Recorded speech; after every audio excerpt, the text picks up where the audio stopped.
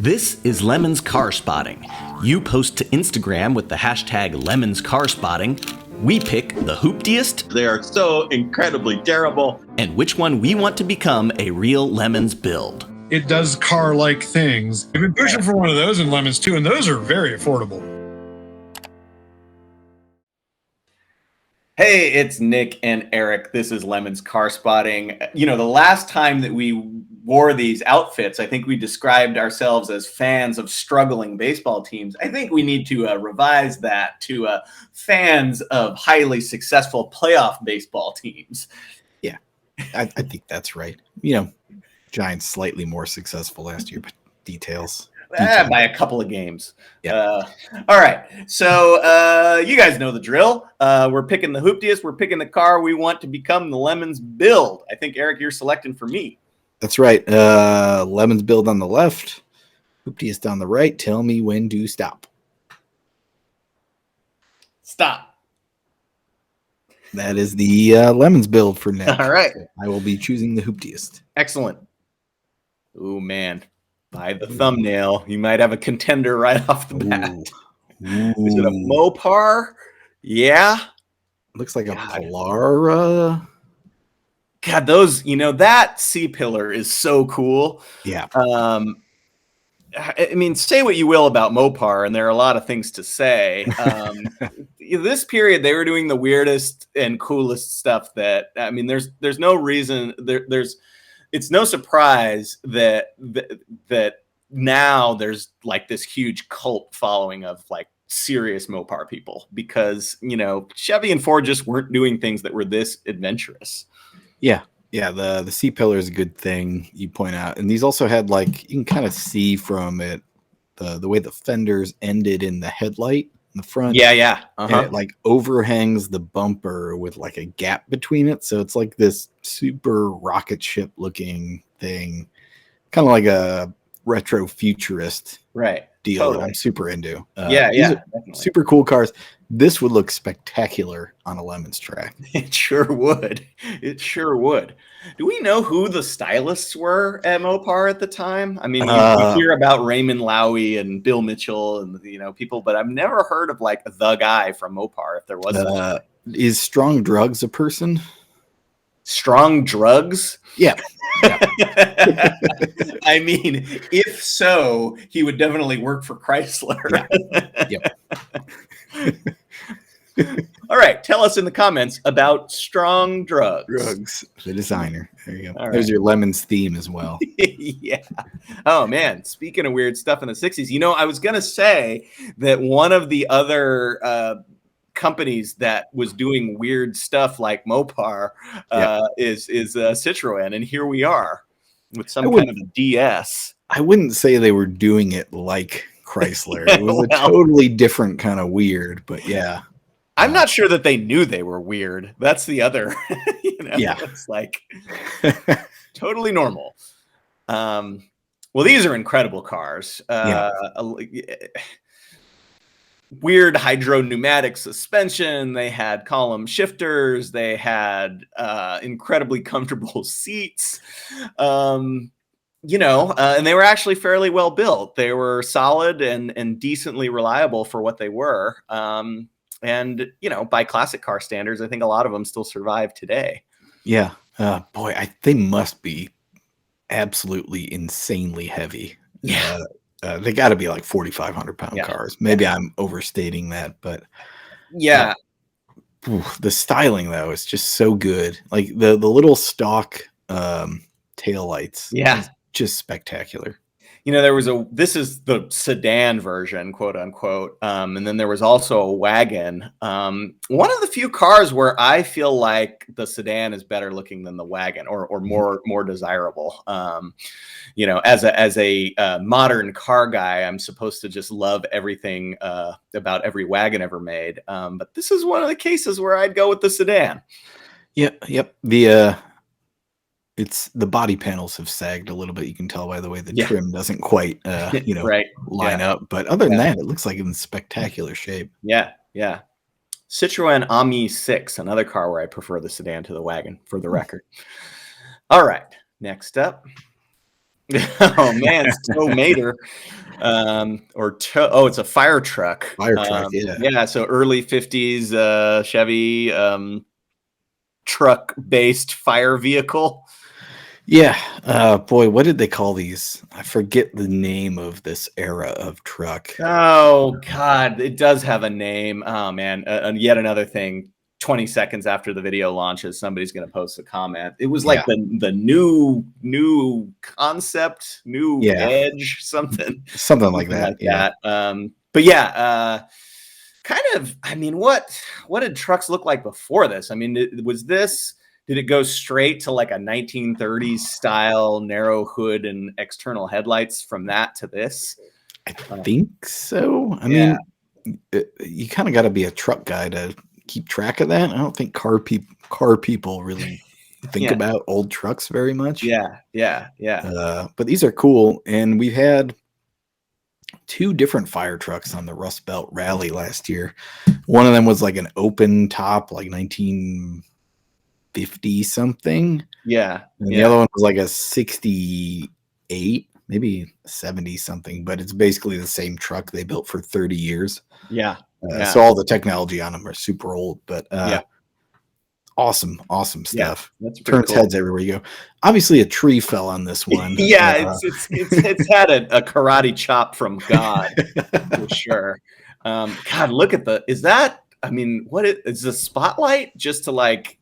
Yeah, I'm picturing it like shining on the guy rescuing the cat from the 4th floor window.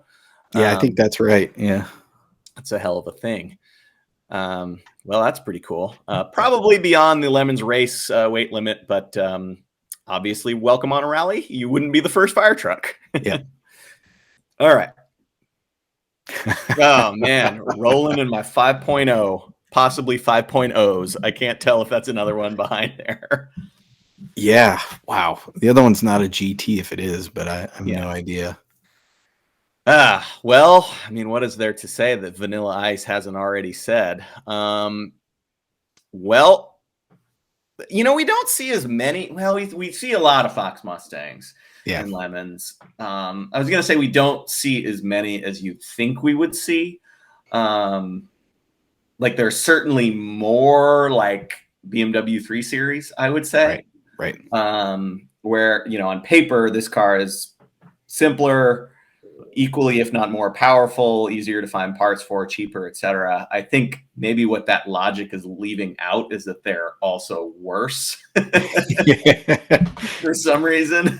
I think that it's the classic American car thing where everything on it can be fixed with like $10,000 in aftermarket parts, which is maybe why it's not as applicable to Lemons. That you're dealing with more of the stock components if you're racing it in Lemons, and there are some shortcomings, I think. I think that's fair to say, yeah. I don't know. It's a GT, does the GT things. Yep. Has the sound of power. The real sound of power, not the General Motors sound of power. Right. Oh, God. What in the Eastern Bloc is happening here? Oh, man. Yugo drop top. That's factory, is it not? There was a factory convertible. I don't think they sold very many, so it's amazing that this even exists, let alone is apparently street parked in the Bronx. In the Bronx, man. God. Well, we've said it before. I mean, the thing about New York City, I feel like there are a lot of the same people, like similar to the Bay Area. Like there are a lot of weirdos living there.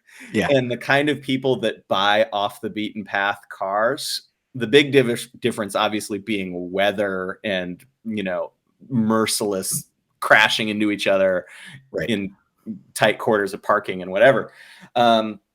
So I think that it sort of makes sense that something weird like this would show up there. Obviously a large immigrant population. So you might have had, somebody from Zagreb or wherever the hell, like, that wanted to be reminded of home and got this. I mean, most people just get ethnic food. So I don't I don't know That's about true. choosing That's a Yugo convertible. Yeah, It's an yeah, interesting yeah. decision.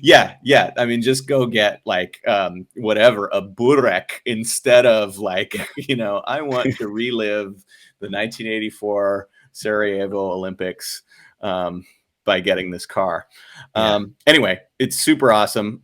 I don't recall the last time I've seen any Yugo outside of, a Radwood or a weird Cars and Coffee, let alone a convertible. So there you go. Yep.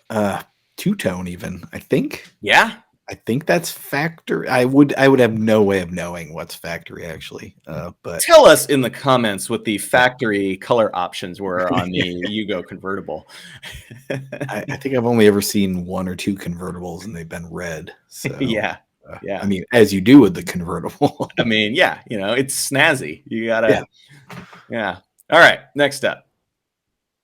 Now, speaking of convertibles, why you ruin? Oh man, yep. Yeah. This is definitely the old. Either the guy died, or his neighbors finally had enough. Yeah. I guess. All right. Tell us in the comments why this Mercedes SL was abandoned. Yeah, I was just about to say what totaled this thing out. Yeah. So, I mean, it's going to be simultaneously something minor and something incredibly not minor. Yeah. Where like, oh, the vacuum hose to the such and such went out. Yeah, but that necessitates, removing the entire engine and, getting the part, which is $14,000 and so on and so forth. The classic German car, we got to enlist one of our German speaking Lemons participants to come up with a word for the German car component that only German cars have and then that fails. So in other words, like, I remember when I worked at the German car place, there was something for E34 BMWs that controlled the headlights that would make the headlights stop working. And it was like a $300 part. And like every other car has a switch and a relay and some bulbs. And BMW introduced this other component that no other car has or needs. And then it immediately fails and is expensive to fix. So we need a German word for that. And a minimum of 20 letters long. Yeah. Yeah. Fantastic. Right. Next up. Toronado. We're starting to see in these that there are a couple of cars that are kind of frequent flyers on this deal. And the front drive Toronado / Eldorado is certainly one of them. Yeah, man, these they're so cool looking and they must just be the most horrendous cars to drive. Yeah. Just absolutely, unless you're going down the highway in a straight line. Yeah, right. Yeah. I would totally agree with that. I mean, glancing over at the comments to this original post, which is from CE White 3, who is apparently in Windsor, North Carolina. One of the comments is, I've really been eyeing Toronados and Eldorados for my yard art collection. They're neat looking and extremely durable. Now, there are a couple of conflicting statements there. I mean, yard art really maybe suggests that you're not going to be driving them, in which case the durability, although maybe it's durable not in the sense of a car, but in the sense of yard art. Like if you were to park that Yugo in your yard, it could be rusted away to nothing in 4 years. If you were to park this in your yard and not drive it, it could last till the year 3000. Maybe that's what he's talking about. Yeah, there is a lot of sheet metal. It'll take a lot of time to go away. Yeah. Oh, man. Much like plastic bottles in the ocean, the right. El Dorado in your yard will last forever. Okay. What Ooh. What is that? Is that a right. Humber or a Wartburg or a... I was going to say a Lloyd. All right. Gotta cheat. Hansa 1100. Wow. Yeah. All right. So he's tagged Goliath, Hansa, and Borg Ward. Which, okay. There must be some connection between all of those. I think they were all... I know the Goliath and the Hansa were similar or shared an engine or maybe even the exact same car. Hard to know. And I think they ended up as part of Auto Union, but I'm not totally sure about that. Either way, if it's a car we've barely ever heard of, absolutely spectacular. For Yeah, Lemons. yeah. Now these were West German though, correct? I think that's right. Yeah. Yeah, which I don't know what I mean. At the time, that like certainly a Borgward was a nicer car than a Wartburg. I Yeah. mean, everybody knows that. That's Yeah, common. everybody knows that. Yeah. And so maybe I don't know. Maybe the Hansa is more along the lines of a Borgward than it is a Wartburg or a Trabant. So. There's got to be a German word for that also, of comparing things that nobody's ever heard of. So if you can come up with that, and it's at least 20 letters, just drop yeah. A debate about two unknown subjects. Yep, that's right. 20 letters minimum. That's your assignment. Yep. What country are we in is the other question, because yes, Argentina. Yeah, because I was going to say that I'm no anthropology expert, but I don't think that Eduardo Santabaya is a German name. No. It's South America, if I was going to guess. Yeah, they did sell these in the United States, at least in theory. Whether anybody actually bought one, I have no idea. Wow. And again, that brings up the question of, let's say in 1958, probably about when these were built, 1960. Let's say you somehow decided that you needed a Hansa 1100 in your life. How the hell would you even go about finding that? Well, I mean, first of all, the motivation to do that is like, surely you're a German feeling nostalgic for the old country. But then, secondarily, how would you do that? Although that also speaks to the whole, like, there were weird people in places like New York and the Bay Area. There were also weird car dealerships. So maybe there was a Hansa dealer in the Bronx, in Manhattan or something. Yeah. So, all right. That's pretty amazing. I like that. Yeah. All right. Next up, what the, oh man. Speaking of rare convertibles. This is the convertible episode. That is spectacular. Wow. I mean, the Crown Vic Barchetta. Yeah. Talk about ready for a Lemons rally. Yeah, boy. The interesting thing about this is that it's a body on frame car. Yeah. It would probably, in theory, at least need a little bit of reinforcement, but not as much as compared to a unibody, it doesn't rely as much on its roof for structural integrity. You're probably right that it needs something. I'm gonna go ahead and I'm gonna head out and I'm gonna go buy one of these and lop the roof off of it, because I think this is the greatest thing I've ever seen. So a buddy of mine years and years ago got a 78 Lincoln Continental at the beginning of summer, sawzalled the top off, put gaffer's tape over the seams so you wouldn't cut yourself. Seams. And put a giant sound system in it, and that was it. And drove it around for the summer, and then, I don't know, drove it into a river. It was a hell of a thing. We cruised it around Lake Tahoe. It was just, it was a spectacular vehicle. And, a more modern car like the Crown Vic would be even better. Well, we had one of those on a rally, you may recall, in Colorado, that was turned into a jacuzzi tub where they cut out the interior, lined it with, pool material, whatever, and heated it using the heater hoses. Maybe not the best idea in the world. It was pretty yucky, but Bob Harnsberger and Kevin Temmer did the rally in the hot tub Lincoln. There is a Lemons World episode on this very YouTube channel about the hot tub Lincoln. You should check it out. And when Eric says that it was heated by the heater hoses, there was no heater core. The hot tub was the heater core. So the inlet and outlet to the cooling system was just the water in the hot tub. And the various drawbacks of that system were when the car was running hot, which was semi often, it was just basically like parboiling it was like just lobsterizing the passengers. And then when at high elevations, when it was like 20 degrees, the car couldn't get up to temperature and you'd freeze to death. And also, while you were sitting in your hot tub Lincoln, you had all of the detritus of whatever was in the big block Ford block just circulating through your entire body. Not recommended, but we're glad somebody did it. That's right. It was for science. So All right, last up for the week. Oh, there it is. There it is. Oh man, the Murano CrossCabriolet. Oh god, now how do we not make this into a 40-minute episode talking about this thing? Okay, first of all, I do not blame Nissan for doing this, and here's why.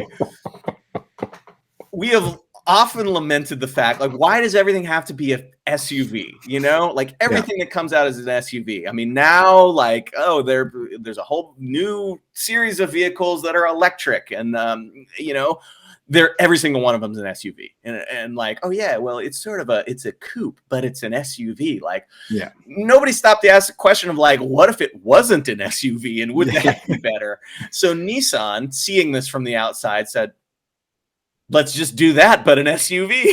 Yeah. And this was the result. Oh man. Oh man. I saw the most, you know, you always wonder who looks at this and says, you know, that's worth $40,000 of my money. Yeah. But I discovered it. I figured it out. It was during a parade, and I saw it. It was all done up with, you know, the marker that they put on the whatever it is, the removable washable marker. And it was a cheerleading coach. And I was like, yeah, that makes complete and perfect sense. Yeah. Yeah. Like, Yeah. Absolutely. I could definitely see that. I was gonna say like with an outside possibility of like a realtor. Yeah. It was trying to look fancy, but yeah. This Totally is agree. like this is like a realtor in suburban Nashville. Yeah. Like that's the Yeah. Well, I think it's got Texas plates. So yeah, suburban Dallas. I think. Yeah, 100%. Yeah, definitely. What else is there to say about this? Well, I've seen one that's been turned into a donk. Oh, no, that's awesome. Yeah. I mean, you know, if you're gonna do it. Like, so well, the next frontier in Texas is obviously somebody has to slab one. Yes. I don't know if it has a trunk, so popping the trunk is a challenge, but doable. I mean, you could use the roof motor. I assume Gotta it's a have motor. a trunk, doesn't it? I mean, it's not. I'm usually Since the British have we like had a car without a trunk lid. It's got to, right? I don't know. That would be very Nissan. Yeah, if anybody were to do that, it would be Nissan. Nissan, the General Motors of Japan. Yeah. So yeah. boy. Oh man. Totally overweight for lemons, but would be. I think you could make this work. Yeah. 4,200-pound weight cap. This has got to be in that neighborhood, but I think it's probably close enough where you could shave some pounds and get it legal. Yeah, take off the. Boy, you'd want the convertible top because that kind of completes the effect. Also, the only complaint I have about this car is the colors. You know, white with a black top is like, it's kind of. They made a turquoise one with a tan top, I believe, which. That's the one to have. Yeah, if you go in there, you better go there. Yeah, you know? yeah. Boy, I mean, if we're going right to awards from this, let's do it. There's no reason not to. I mean, this is off of the factory floor in contention for the hooptiest, but yeah, I think I have to go with one of the four convertibles. This being convertible week, unexpected convertible week, and also just before the new year, so kind of a great celebratory cause. But the Yugo's great. I appreciate that it still runs, and so it can't be the hooptiest, which kind of sets us up for the hooptiest to be a car that doesn't run. There's the Crown Vic, but yeah, you are looking right at it right now. Absolutely the hooptiest, because this is what, like $100,000 car. Oh yeah, 1994. I mean, I think it was $100,000 in 1994 money, which means it was like, you know, way more in today's $250,000. Yeah, exactly. Oh man, yeah. Nothing depreciates like a German luxury vehicle. Yeah. And the funny thing is you know, for a time, I don't know if he's outgrown this or not, but that was one of Jay's favorite things, was to like, you know, like, look at this thing, sticker on this baby is $129K, and I can get it for $14.99. And then he finally bought an SL. Yeah. What is this? An R129? Whatever the generation is. He finally bought one off of Bring a Trailer for like $5,000, and it was terrible. Yeah. His dad was fixing it up. Yeah. The intention. Well, I don't know what his actual intention was in purchasing it, but he like most people who buy something like that, they figure it out later. And he's like, maybe I should give this to the rally to use as their support vehicle. And I was like, I don't know. I mean, it'd be comfy, but it's gonna break down. It's worse than most of the rally cars. Right. Right. I mean, compared to the Crown Vic convertible, the comfort level is probably not that different, and the reliability is just going to be night and day. You won't break down on the tail of the dragon and be eaten by the hill people in the Crown Vic. This definitely a possibility. Yeah.